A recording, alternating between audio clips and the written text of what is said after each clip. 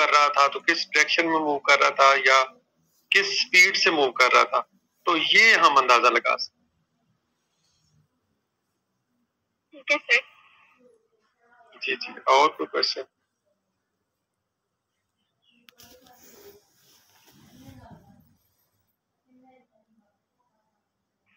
जी, किसी और ने कोई क्वेश्चन पूछना है? आप फोरेंसिक एंड जनरल भी कोई भी क्वेश्चन पूछना चाहते हैं पूछ सकते हैं मेरे से।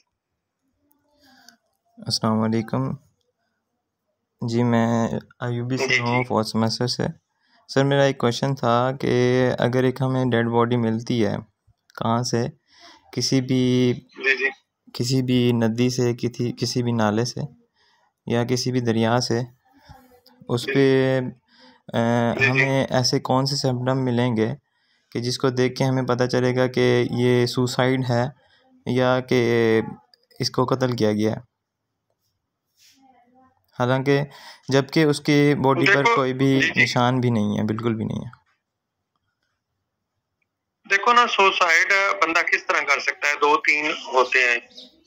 जो मेन काज होता है सुसाइड का, एक होता है कि एक अपने आप को खुद इंजर कर लें, इस तरह जैसे फायर इंजरी से कर लें, छुरी मार लें, कोई और शार्प एज से अपने आप को मार लें, ठीक है। एक तो ये होता है जो कि ज्यादातर आजकल के दौर में जो होता है वो वेपन से तो बहुत कम होता है। दूसरे वाले वेपन, सिर्फ ये जो एक वेपन होता है ना जिसको हम जो इनके फायर आर्म ज्यादातर यूज किया जाता है, तो अगर तो वो यूज हुआ होगा तो वो तो ज़ाहिर है उसका विजिबल सिम्टम्स होंगे। अच्छा, अगला आप कह रहे हैं कि विजिबल सिम्टम नहीं है, नहीं होने की सूरत में फिर दूसरी जो हो सकती है ना, जो इसका अपेरेंट जो कि नहीं होता, वो होता है कि उसने कोई जहर खा ली है, ठीक है, किसी किस्म की पॉइजन ली है। तो पॉइजन के भी बॉडी के ऊपर असरात होते हैं, लेकिन अगर हम जहरी तौर पे उनका हमें नहीं भी पता चल रहा, तो हम जब उसका वो ऑटोप्सी के बाद उसका जो स्टमक है और उनका जब सैंपल भेजेंगे लिवर के और स्टमक के, और वो उसका पॉइजन एनालिसिस के लिए, टॉक्सिकोलॉजी के लिए, तो उससे वो हमें कंफर्म हो जाएगा, हम उसका वो करवा देंगे।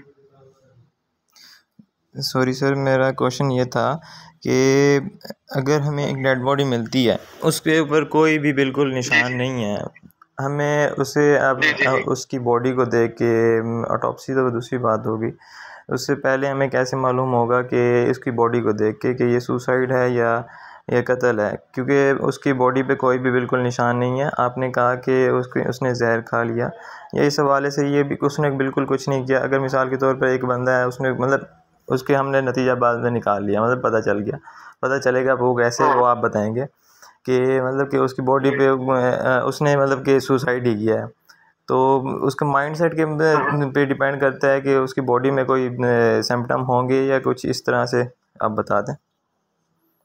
देखो ना, अपेरेंटली तो मैंने आपको दो चीजें बताई ना कि आप के दो चीजें थी। अगर उसने आपके ख्याल के मुताबिक, जैसे आप जो मेरे ख्याल में कहना चाह रहे हैं कि वो उसने जहर से ही अपने आप को मारा ना, अगर सुसाइड किया है तो ठीक है, यही आप कहना चाह रहे हैं ना। दूसरा तो अगर इसके अलावा उसने सुसाइड किया है, आपने फंदा लिया है, तो वो भी गले के ऊपर उसके असरात आएंगे। अगर उसने कोई वो फायर आर्म्स यूज किया है तो वो भी हमें नजर आ जाएगा, उससे तो दोनों चीजों को पता चल जाएगा।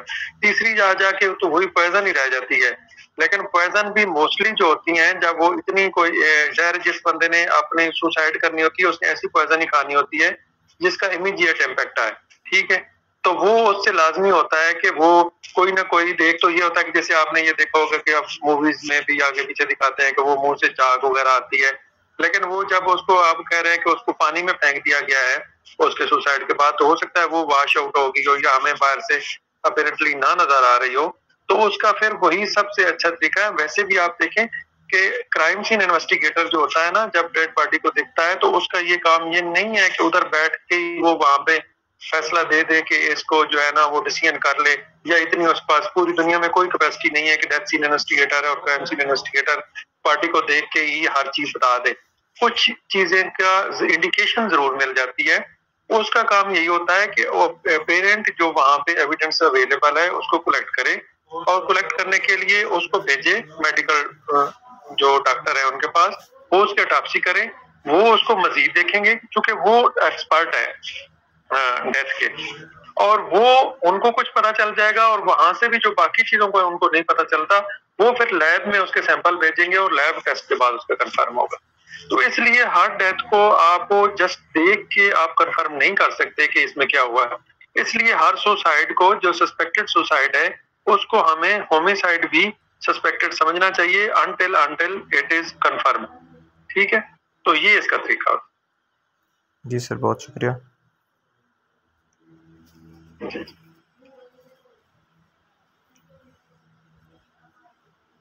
जी सर, हिज भाई का क्वेश्चन ये था कि डीएनए जो है, डीएनए टच आजकल का जो रिसर्च टॉपिक है, तो ये कितना यूजफुल है, और इसके कलेक्शन से तो फिंगरप्रिंट भी डिस्ट्रॉय हो सकता है, तो रिसर्चर्स जो है इस पे फोकस क्यों इतना कर रहे हैं? नहीं, मैं आपको बताता हूँ। एक पहली बात तो ये है कि फिंगरप्रिंट इससे डिस्ट्रॉय नहीं होता। ठीक है, तो हमेशा ये होता है कि जब आपके पास किसी जगह, एक तो मैं बेसिक प्रिंसिपल बता दूं जो फोरेंसिक लैब में भी होता है, कि हमेशा कोई भी ऐसी एविडेंस जिससे हमें मल्टीपल किस्म के टेस्ट कर सकते हो, जैसे कि आप टच डीएनए की कह रहे हैं कि टच डीएनए, मतलब अगर फिंगरप्रिंट से टच डीएनए आप लेना चाहते हैं तो उसका ज़ाहिर है हम फिंगरप्रिंट भी ले सकते हैं और डीएनए भी ले सकते हैं। तो उसके लिए हमेशा ये होता है कि पहली प्रायोरिटी जो है ना, हमेशा सीक्वेंस वाइज चला जाता है कि पहले वो वाली एविडेंस कलेक्ट की जाती है जिसके कलेक्ट करने से आपका सेकंड वाली जो एविडेंस है वो वाली जाया ना हो। ठीक है, जो फ्रेजाइल एविडेंस हो उसको सबसे पहले किया जाता है और जो उसके सेकंड नंबर पे होती है उसको सेकंड नंबर दिया जाता है। तो इसलिए होता ये है कि जो टच डीएनए के लिए अगर हम फिंगरप्रिंट से लेना चाहते हैं तो पहले फिंगरप्रिंट को हम डेवलप कर लेते हैं। मजीद उसके लिए होता है कि फिंगरप्रिंट डेवलपमेंट टेक्निक्स का आपको कुछ ना कुछ का जरूर आइडिया होगा। कुछ पाउडर से होती हैं, कुछ केमिकल से होती हैं, कुछ के इसके अलावा भी है, और वैसे हम लाइट से भी फिंगरप्रिंट को जस्ट लाइट उसको फोकस करके उसको विजिबल कर सकते हैं। तो हम इन सोर्सेज को इस्तेमाल करते हुए हम क्या करेंगे कि हम उसको फिंगरप्रिंट को इस तरीके से हम डेवलप करेंगे और शो करेंगे कि हमारे वो डीएनए एविडेंस से जाया ना हो। मिसाल के तौर पर ये है कि अगर हम विजिबल या कोई और अल्टरनेटिव एएलएस लाइट यूज करके अगर हमारा फिंगरप्रिंट वाजे हो जाता है, मिसाल के तौर पर मोबाइल के ऊपर टच वो फिंगरप्रिंट लगा हुआ है, तो हम तो उसकी फोटो बना के हम उसको कंपैरिजन कर सकते हैं, तो हम उसको मजीद कुछ करेंगे ही नहीं, हम उसकी जस्ट फोटोग्राफ कर लेंगे और उसके बाद उसको डीएनए के लिए भेज देंगे। तो हमारा उससे फिंगरप्रिंट भी कलेक्ट हो गया और उससे स्वैबिंग करके हम डीएनए भी कर लेंगे। और दूसरी बात हमने ये की कि टच डीएनए का आजकल हो रहा है तो इसका क्या फायदा है, तो ज़ाहिर है टच डीएनए का बहुत ज्यादा फायदा है, क्योंकि आजकल डीएनए का, पहले एक जमाना था जब डीएनए को एक्सट्रैक्शन करने के लिए हमें बहुत ज्यादा मकदार में एविडेंस चाहिए होती थी, तब जाके उससे डीएनए एक्सट्रैक्ट होता था।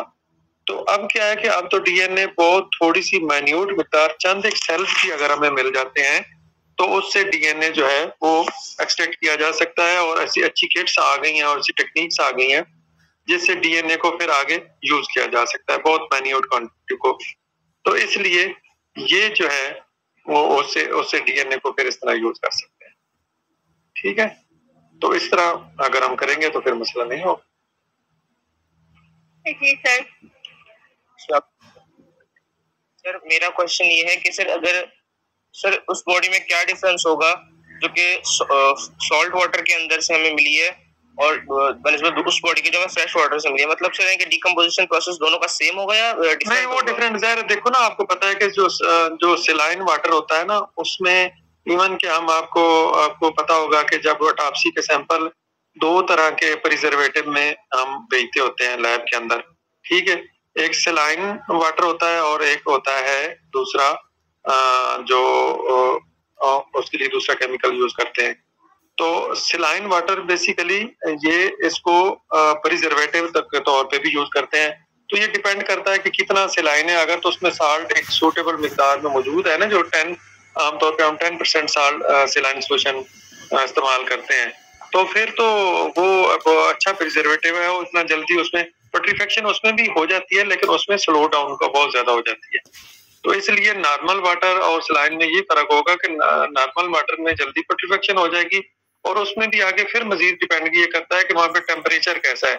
अगर तो एम्बिएंट टेम्परेचर है, जिसको आमतौर पर हम रूम टेम्परेचर या 25 प्लस या टेम्परेचर जिसको कहते हैं, तो वो उसमें ज्यादा जल्दी पेट्रीफेक्शन स्टार्ट हो जाएगी। और अगर बहुत कम टेम्परेचर होगा, ठंडा पानी होगा, तो उसमें जो है वो फिर पुट्रीफेक्शन या तो नहीं होगी या बहुत स्लो होगी। ठीक है।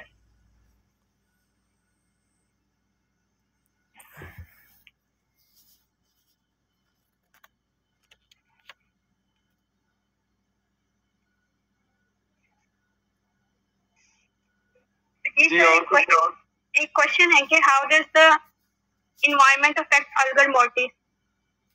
अल्गर मोर्टिस का जैसे मैंने आपको पहले बताया कि अल्गर में इतना ज्यादा वो एनवायरनमेंट का वो नहीं होता, तो लेकिन फिर भी वो काफी हद तक जो है वो इस वजह से है कि अगर तो टेम्परेचर का बाहर से ज्यादा डिफरेंस है तो फिर वो जल्दी बॉडी जो है वो यानी कि अपेरेंट किस्म का फिर में डिफरेंस आएगा टेम्परेचर वेरिएशन का। और अगर टेम्परेचर तकरीबन सेम है, जैसे अब हमारी बॉडी का जो नॉर्मल टेम्परेचर होता है वो 37 डिग्री सेंटीग्रेड है, तो बाहर का भी अराउंड 37 है। जैसे कि आजकल डे टाइम हमारा होता है, जैसे पंजाब में आज कल तकरीबन 37 के करीब है, तो फिर इतना ज्यादा डिफरेंस नहीं आएगा, दोनों टेम्परेचर वो तकरीबन सेम है। Okay sir. जी जी। और सर मेरा नेक्स्ट क्वेश्चन ये है कि सर अगर हमें एक बॉडी मिलती है जी जी जिसकी बोन वगैरह है, मतलब टूटी हुई है, जी जी, तो सर हमें कैसे पता कि एक्सीडेंटली टूटी है या ये यानी कि इंटेंशनली तोड़ा गया है, यानी कि टॉर्चर किया गया बंदे को? देखो ना, और टॉर्चर करने और जो होता है ना एक्सीडेंटल में फर्क ये होता है कि मिसाल के तौर पर आप समझते हैं कि एक बंदे को वो किसी ने डंडे मार के उसकी हड्डियां तोड़ दी हैं। अब जब डंडे उसको मारेंगे तो उसके पहले मसल डैमेज होगा, ठीक है। तो मसल के नीचे हमारे पास लैब में होता है ये कि इस किस्म की हालत में जब उसके मस्कुलर उसका मसल डैमेज करके भेजते हैं तो वो मसल का वो सेक्शन काट के वो भेजते हैं, तो उसके अंदर ये होता है कि वो बकायदा वो जो होता है ना मसल के अंदर हेमरेज हुआ होता है, ब्लड हेमरेज, और वो क्लॉटिंग होती है। वो उसके फिर सेक्शन पैथोलॉजी डिपार्टमेंट जो होता है ना उसके सेक्शन काट के वो जब माइक्रोस्कोप के नीचे देखते हैं तो उससे पता चल जाता है कि ये इसको जो है वो बकायदा पहले किसी किस्म का वो बैटन से वो उसको मारा गया है, या और कोई चीज ऐसी वो ब्लंट या वेपन है कोई, या पत्थर है या कोई और ऐसी चीज उसको मारी गई है जिसको उसका मसल डैमेज हुआ है, और फर्दर उसने मजीद वो इतना सीवियर था कि उसने हड्डी को भी तोड़ दिया। ठीक है। अब ज़ाहिर हड्डियां जितनी भी हमारी मोस्टली हैं तो हमारे मसल के अंदर है, तो पहले मसल डैमेज होगा तो उसके बाद हड्डी डैमेज होगी। दूसरा होता है कि आप एक्सीडेंटल कह रहे थे, एक्सीडेंटल में ये होता है कि आप ज़ाहिर है अगर उसको खुदा न खास्ता वो किसी मोटरसाइकिल या गाड़ी पे आए तो वो गाड़ी की जिस तरह की इंजरी होगी कि किस पोजीशन में वो बैठा हुआ था, उसको बाहर से उसकी क्या चीज लगी है, मसला मोटरसाइकिल पे जाते हुए वो गिरता है और उसको हैंडल उसको चुप जाता है। अब ज़ाहिर हैंडल या कोई और शार्प चीज उसको चुपती है और उससे हड्डी उसकी टूटती है, तो वो ज़ाहिर डिफरेंट किस्म की होगी। तो वो केस सिनेरियो पे देख के ये काफी हद तक अंदाजा लगाया जा सकता है, और उसके बाद उसका मसल का जब एनालिसिस करेंगे तो वो मजीद उसका पता चल।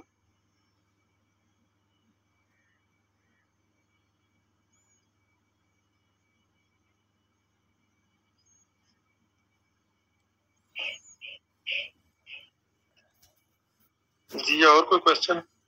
जी सर, एक क्वेश्चन ये है कि अगर हम ऑटोप्सी करते हैं तो हमें कॉज ऑफ डेथ पता नहीं चलती उस टाइम पे, तो इस केस को हम हैंडल कैसे करेंगे?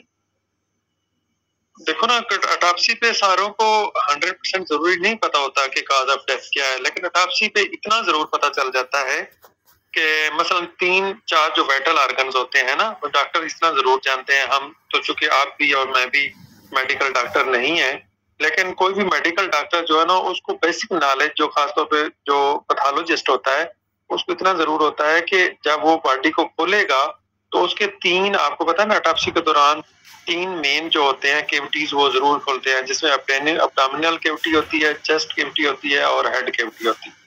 ठीक है।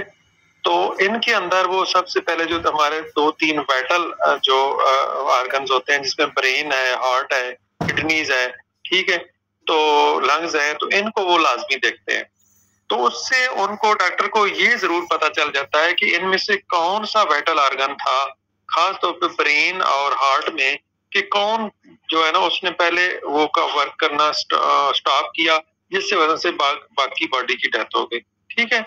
तो वो उस आर्गन को अगर उनको खुद नहीं पता चलता तो उस आर्गन को लैब में भेजते हैं उसकी पैथोलॉजी के लिए। तो वो पैथोलॉजी का जब एनालिसिस होता है तो उससे क्या होता है कि वो उससे जरूर पता चल जाता है। मिसाल के तौर पर जब अगर हार्ट फेलियर से हुआ है तो हार्ट का कोई ना कोई वाल्व बंद हो जाता है, या उसके अंदर होता ये है कि हार्ट के अंदर वो ब्लड की क्लॉटिंग हुई होती है, तो उससे पता चल जाता है कि बेसिकली दिल के रुकने की वजह से बाकी बॉडी, जब दिल रुक जाएगा तो सबसे पहले ब्रेन के ऊपर इम्पैक्ट आएगा कि ब्रेन जो है ना उसको ऑक्सीजन नहीं मिलेगी और फिर वो काम करना छोड़ देगा। ठीक है, तो इस तरह उसकी डेथ हो जाएगी। ठीक है सर। सर एक और क्वेश्चन आया है कि जी जो सीरोलॉजिकल एनालिसिस की जो कौन से फैक्टर्स हैं जो सीरोलॉजिकल एनालिसिस की एक्यूरेसी पे अफेक्ट करते हैं फोरेंसिक इन्वेस्टिगेशन में? सीरोलॉजी में थोड़ा सा ये बता दें कि किस तरह की, वो दो तरह की मेन जो सीरोलॉजी हमारे पास होती है ना, वैसे तो तीन अहम हैं जो जिनकी सीरोलॉजी होती है। एक हमारा वो सलाइवा है, ठीक है, और दूसरा जो है ना ब्लड है, और तीसरा सीमन है। तो इन तीनों में से किस सीरोलॉजी की वो बात कर रहे हैं, तो इन तीनों का फिर ज़हर सेपरेट मैं वो बताऊंगा तो उस हिसाब से वो पता चले।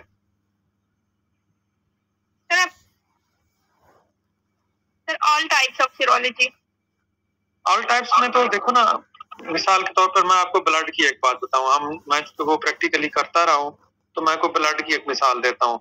अब ब्लड दो तरह का होता है कि अब आपको अगर तो ब्लड किसी चीज के ऊपर लगा हुआ है ना, मिसाल के तौर पर कपड़े के ऊपर, ठीक है, और वो फौरन ड्राई हो गया है, तो उससे होता ये है कि ब्लड में पुट्रीफेक्शन नहीं होती, यानी उसमें फंगल या माइक्रोबियल इन्फेक्शन नहीं होती।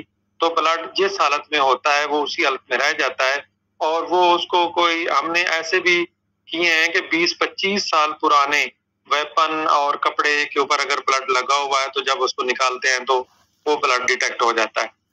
दूसरी ये पोजीशन होती है कि ब्लड मट्टी के अंदर मौजूद है। खासतौर पे हम ये देखते होते थे कि वो क्या कहते हैं कि हमारे पास अक्सर ये खून आलूद मट्टी जो है ना पुलिस वाले भेजते होते हैं।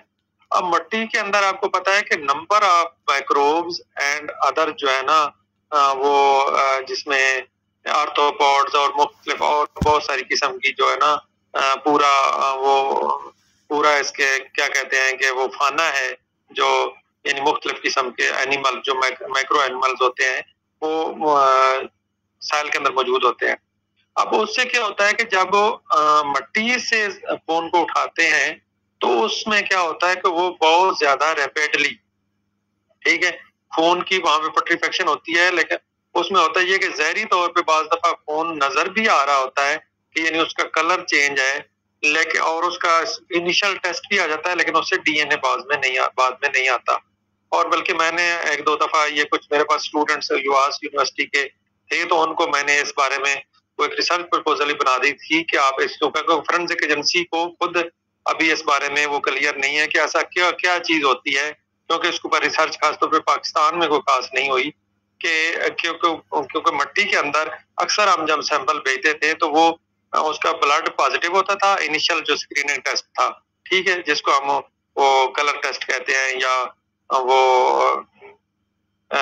जिससे किट से हम टेस्ट करते हैं। लेकिन बाद में जब हम डीएनए एक्सट्रैक्शन के लिए वही सैंपल भेजते थे तो अच्छा खासा सैंपल जो था उसमें से ब्लड नहीं आता, सॉरी डीएनए नहीं आता, तो ये उसकी वजह हो सकती है। इसी तरह सीमन का जो होता है, सीमन का भी यही इस तरह की सूरत हाल है कि अगर सीमन ड्राई हो गया है किसी भी सरफेस के ऊपर और उसको मजीद पट्रीफेक्शन उसकी नहीं हुई तो फिर उसमें से डीएनए बड़ा इजीली आ जाता है। लेकिन अगर वो मिक्स्ड है किसी और चीज के साथ और वो कपड़ा या और कोई सरफेस वो गीली रही है और वहां पे फंगल इन्फेक्शन हो गई है या और कोई माइक्रोबियल इन्फेक्शन हो गई है तो फिर उससे डीएनए का ब्रेकेज हो जाता होता है अक्सर, और उससे डीएनए फिर प्रॉपर जो है ना एक्सट्रैक्ट नहीं होता। और सर सलाइवा की भी यही सूरत हाल है। सलाइवा में वैसे फोरेंसिक एजेंसी जो लाहौर है उसमें आमतौर पे सलाइवा के ऊपर जो होता है वो नहीं, जो सीरोलॉजी इसकी की जाती, ठीक है, ये दोनों सीमन और ब्लड का ही किया जाता है, लेकिन उसकी भी यही सूरत हाल है, इतना डिफरेंस नहीं।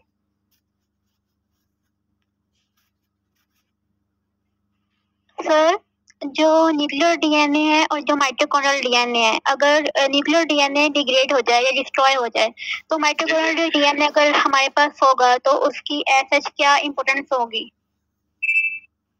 उसकी भी इम्पोर्टेंस उसी तरह है, डिपेंड करता है क्योंकि लैब के अंदर के लैब किस किस्म की अपनी मेथोडोलॉजी यूज कर रही है। जैसे आपको पता है कि हमारे पास जो आम तौर पे एफपीआई के स्टैंडर्ड किट्स हैं वो डीएनए के कंपैरिजन के लिए, और उसके बाद बायो इन्फॉर्मेटिक्स के जो सारा सॉफ्टवेयर और टूल्स हैं वो सारे न्यूक्लियर डीएनए पे वो 6 प्राइमर्स हैं जिनको वो डिजाइन किया गया न्यूक्लियर डीएनए पे।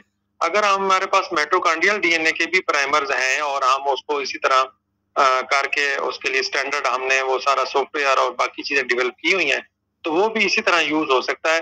और उसमें खासतौर पे आपको पता है कि माइटोकॉन्ड्रियल डीएनए का ये थोड़ा सा होता है कि वो जो रियल होते हैं सिबलिंग्स और उनकी मदर की तरफ से चूंकि वो आता है तो इसलिए वो तकरीबन एग्जैक्ट सेम कॉपी होती है, तो इसलिए मजीद उनकी जो ये होती है पेरेंटेज डिटरमिन के लिए ये और ज्यादा आसान होता है। मेरा जो पीएचडी का काम है सारा वो माइटोकॉन्ड्रियल डीएनए पे है, तो मैंने मालूम इसकी जो फाइलोजेनेटिक एनालिसिस जो की थी, मेरे पास डियर की 4 स्पीशीज थी, तो उस बेस पे फाइलोजेनेटिक स्टडीज वैसे भी जो होती हैं वो सारी माइटोकॉन्ड्रियल डीएनए बेस पे होती हैं।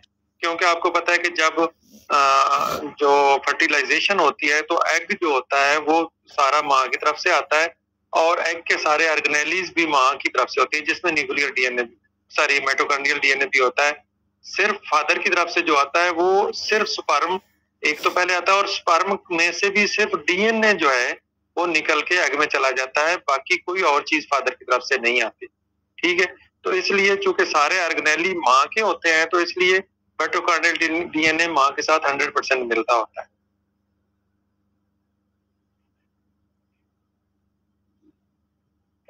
ओके सर, मतलब ये एज आइडेंटिफिकेशन के लिए अगर कोई केस है तो उसमें ज्यादा जो है वो सॉल्व होगा किसी को आइडेंटिफाई करने के लिए पर्सन को। और वैसे भी कंपैरिजन करने के लिए भी हम यूज कर सकते हैं। मसलन अगर मेरा डीएनए है, क्योंकि इसमें असल मसला ये होता है कि माइटोकॉन्ड्रियल डीएनए में वेरिएशन बहुत कम होती है। ठीक है, मसलन अगर हम 4 ह्यूमन बीइंग बैठे हैं तो हमारे अगर आपको पता है आपको माइटोकॉन्ड्रियल डीएनए के साइज का पता है? साइज कितना होता है? हेलो,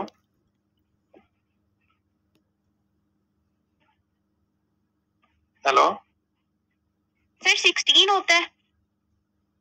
हाँ, 16,000। ठीक है, और न्यूक्लियर डीएनए का पता है? ह्यूमन न्यूक्लियर डीएनए कितना होता है?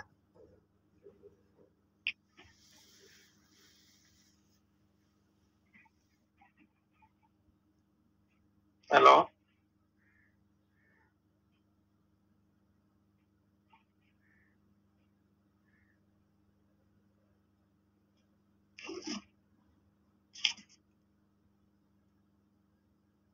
हेलो, आवाज नहीं आ रही आप लोगों को? जी सर, आवाज आ रही है। मैंने आपसे पूछा था कि न्यूक्लियर डीएनए का आपको पता है? मैं आपको बताऊं कितना साइज होता है? सर 2.2 होता है अप्रोक्सीमेटली। नहीं, 3.2 बिलियन न्यूक्लियोटाइड्स यानी यूनिट्स जो है वो न्यूक्लियर डीएनए होता है। 3.2 बिलियन आप समझ लें। और जो माइटोकॉन्ड्रियल डीएनए है वो सिर्फ 16,000 होता है। ठीक है, तो अब इसमें फर्क ये है कि जो माइटोकॉन्ड्रियल डीएनए होता है उसमें वो बहुत कम, बहुत चूंकि थोड़ी वेरिएशन होती है, जबकि जो न्यूक्लियर डीएनए है उसका साइज बहुत बड़ा होता है और उसमें कुछ जगहों पे ऊपर बहुत ज्यादा वेरिएशन होती है, यानी म्यूटेशन होती है। तो इसलिए हम आमतौर पे न्यूक्लियर डीएनए के वो पार्ट्स यूज करते हैं जो पे हाइपर वेरिएबल होते हैं, यानी बहुत ज्यादा वहां पे वेरिएशन होती है। जबकि माइटोकॉन्ड्रियल डीएनए में भी कुछ जगह ऐसी हैं जहाँ पे वेरिएशन होती है, लेकिन न्यूक्लियर डीएनए के मुकाबले में बहुत कम वेरिएशन होती है। ठीक है, तो इसलिए इस बेस पे इतना ज्यादा ये हम 100% एक्यूरेट इजिली इसको कर नहीं सकते, थोड़ा सा ये डिफिकल्ट है उसकी निस्बत। तो इसलिए इसको हम as a favourite tool identification के लिए इस्तेमाल नहीं होता, अलबत्ता फाइलोजेनेटिक स्टडीज के लिए ये बहुत ज्यादा इस्तेमाल, ये इसमें मेन जो है ना वो बात।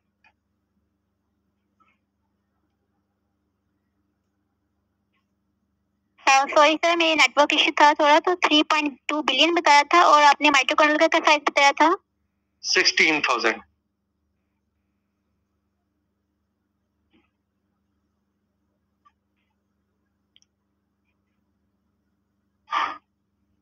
जी मेरे पास क्वेश्चन बहुत हैं लेकिन टाइम अब कम है तो हमें इवेंट को एंड करना होगा। Thank you sir for being a part of this knowledge sharing event and for sharing your invaluable insight.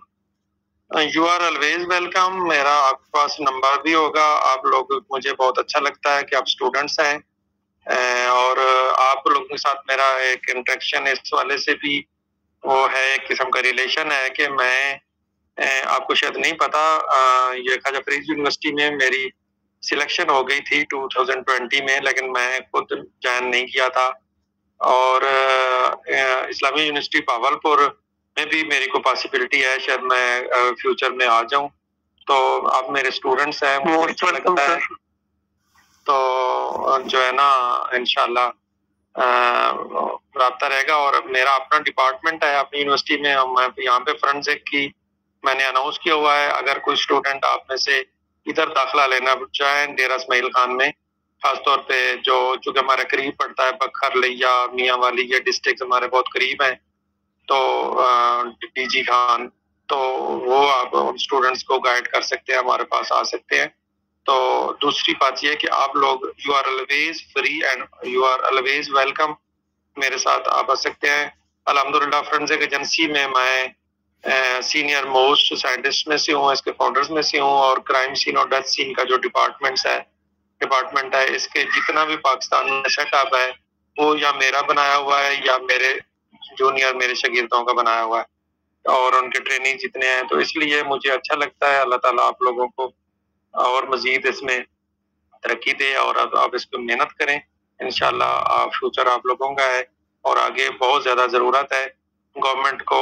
और इंशाल्लाह देखना कि ये चीज़ें जो अभी सिर्फ एक सूबे लेवल पे हैं, आहिस्ता आहिस्ता ये डिस्ट्रिक्ट और तमाम सूबों में ये फैलेगा, ये सिस्टम जो है।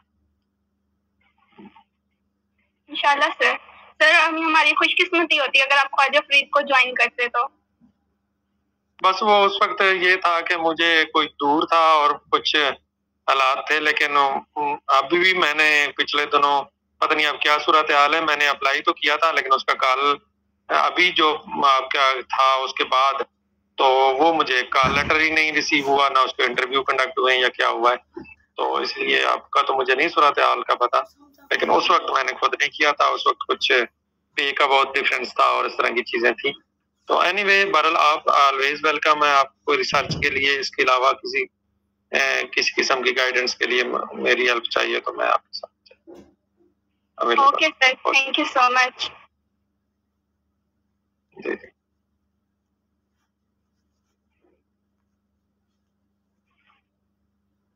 अल्लाह हाफिज।